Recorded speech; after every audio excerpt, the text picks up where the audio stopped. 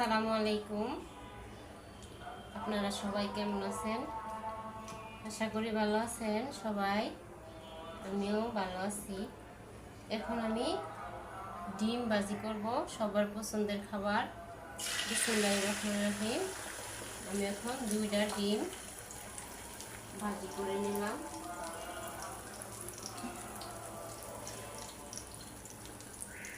ডিম দিয়ে আমি একটু ঢাকনা দিয়ে ঢেকে দিই।